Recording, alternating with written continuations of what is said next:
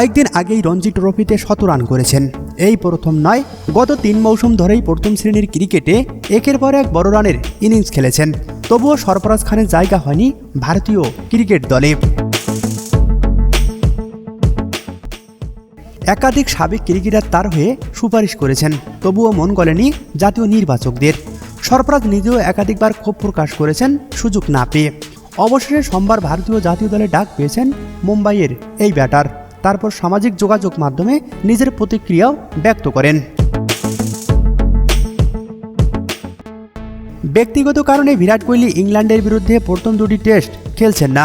হায়দরাবাদের প্রথম টেস্টে চোট পেয়ে দ্বিতীয় টেস্ট থেকে ছিটকে গেছেন লোকেশ রাহুল এবং রবীন্দ্র জাদেজা।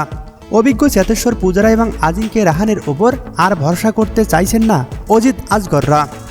দলে থাকা শুভমান গিল এবং শ্রেয়াস আইয়াররা রান পাচ্ছেন না। অগত্যা বিপাদে পড়ে সরফরাজকে জাতীয় দলে ডাক দেওয়া হয়েছে। প্রথমবার জাতীয় দলে সুযোগ পেয়ে খুশি, একটা সময় বিদ্রোহী হয়ে ওঠা সরফরাজ খান। দলে সুযোগ পাওয়ার খবর পেয়ে মুম্বাইয়ের এই ব্যাটার সামাজিক যোগাযোগ মাধ্যমে তার বাবার সাথে খুশির একটি মুহূর্ত শেয়ার করেছেন। ভারতীয় ক্রিকেট বোর্ড শেষ পর্যন্ত তার বড় ছেলের উপর ভরসা রাখায় সংশ্লিষ্ট সকলকে ধন্যবাদ জানিয়েছেন সরফরাজের বাবা।